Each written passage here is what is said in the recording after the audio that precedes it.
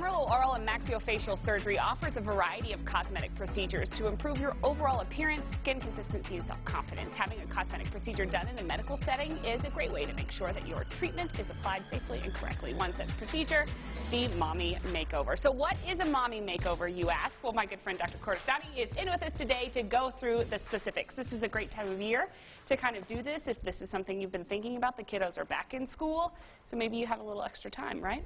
Definitely, Megan. Thank you for having me over. Of course. So I think one of the things that actually comes across is moms, as they've spent the entire summer taking care of the kids, are somewhat ecstatic that the kids are finally back in school, but then this gives them a chance to actually sit down and take a look and finally put some attention to themselves. So what is a Mommy Makeover? What does it involve usually? A Mommy Makeover, unfortunately, is a catch-all phrase. Mm-hmm. So when you actually sit down and actually look at some of the search engines like a Google, so much comes up that this is a Mommy Makeover.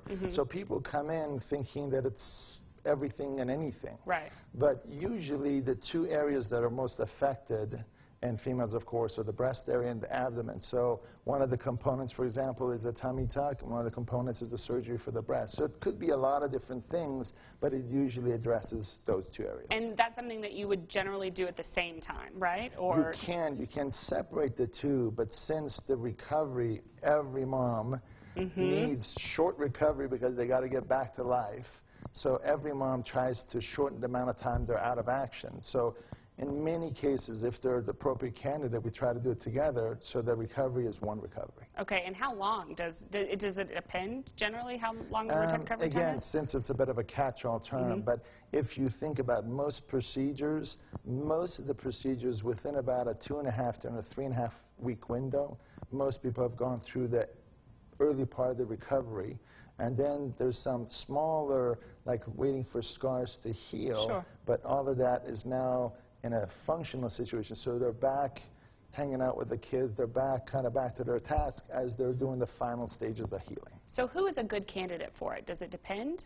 It really does depend because of the fact that it's easy on the phone. You get a call saying, I want to have this. Having the initial conversation, everybody seems like a good candidate. But when they come through the door, you have to be very specific, sit down with them and be honest with them. Because a lot of people come in, unfortunately, having unrealistic expectations. They saw something on Snapchat with the new filters.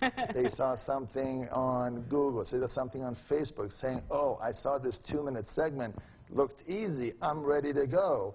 And it's not really that way. So, but if you come in, sit down, give it an appropriate amount of time, sit down with somebody who can plan with you, it usually goes very well. And these procedures, the effects of them last for a long time, yeah?